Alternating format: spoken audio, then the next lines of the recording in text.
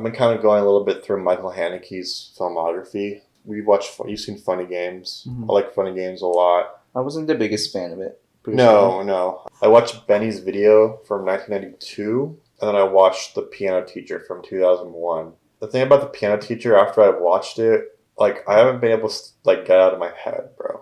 Mm-hmm. Like, the past couple nights, I've been, like, thinking about it. Like, I think it kind of, like, disturbed me and traumatized me to, like, my core, bro. It's a great movie now. Like, I gave it 4 stars on Letterboxd, but it's probably, like, a 5-star movie because of just how much I've been thinking about it and the sort of, like, disturbing aspect to it and it's a very human aspect as well. Mm-hmm. If you know about Michael Haneke, I think he's a great artist, and he's also a provocateur, and he's also kind of like twists your nerves a little bit and kind of like makes you feel uncomfortable, but he really takes his time with his movies. And with a movie like The Piano Teacher, it's almost like you're watching a boring con movie for the first part of it, and you're like, oh, this is like really slow, like taking its time, like, oh, art, piano, blah, blah, blah. And then it just like slowly like goes, like gets darker and darker. And then he took it there and like took some risks and shown some things that I haven't really seen something like that before. Yeah. I know a movie's really good when I go to sleep and I wake up thinking about it the next morning. Yeah. Like, sometimes movies hit me like that, where like, I won't even know how good they are until I wake up the next morning. I'm still thinking about it. I'm like, whoa, there's something about this that just really like challenges the way I think about something, you know? Yeah. And like I said, I watched The Piano Teacher on the front end of a double feature because I like to watch the art house film and then I like to watch some dumb shit. And I watched The Wizard of Gore by Herschel Gordon Lewis. And I was hoping that was going to like curve my, take the edge off of this thing I just watched. Because when I saw Benny's Video, and then I watched 4 Weddings and a Funeral right after that. And I think that kind of helped, like, rinse my palate off of, like, what was going on. But The Piano Teacher, like, the last couple of nights, I've a little bit, like, laying in bed, like, thinking about it and stuff. Yeah. It's really about this, like, person who we think is, like, really strict and, like, a bitch in the beginning. And you find out, really, that she's actually just a person that has a hard time connecting with someone intimately. Mm-hmm. And the way she connects with someone intimately is like through like sadomasochistic ways. Like she wants to get like beat and stuff.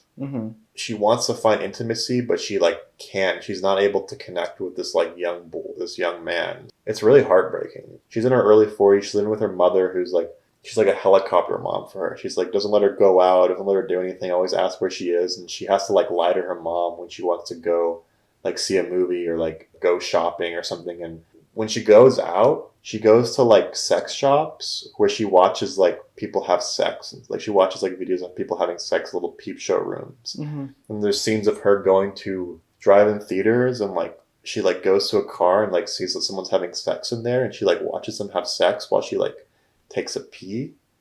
She like mutilates herself, like her genitalia with like a razor blade. Oh God. And God. And that's like the slow build up to like what's really going on. And we find out her dad is in an asylum, and then her dad like dies in this thing. And we don't really know. Like I think the subtle exposition about that is that she's fucked up either because her dad was a lunatic or like her mom, she was like some trauma, and there's no explicit reason why she can't be intimate or the way that she can be intimate is if she's like abused. The first time in the film where she tries to have sex with this guy, she gets like sick and like throws up.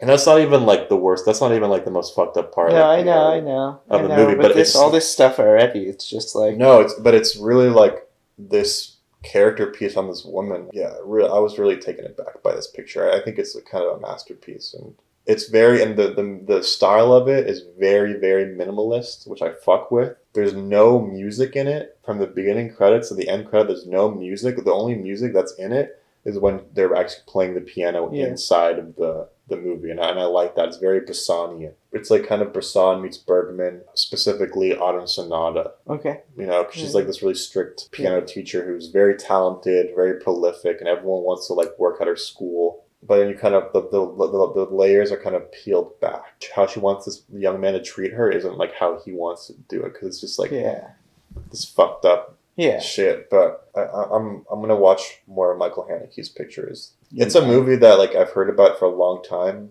Mm-hmm. And people say it's fucked up, and I didn't really know why it was fucked up. It really goes there and takes its risks, and it's not. There's no like redemption to it. Yeah. Yeah. I won't spoil the ending or anything, but if you can handle it, like it's definitely a piece of art that's worth checking out. Okay. And if you're like a fan of Michael Haneke and kind of more extreme cinema, that's also very real. Like this all could happen. This all could be real. Isabelle Huppert gives a performance of a career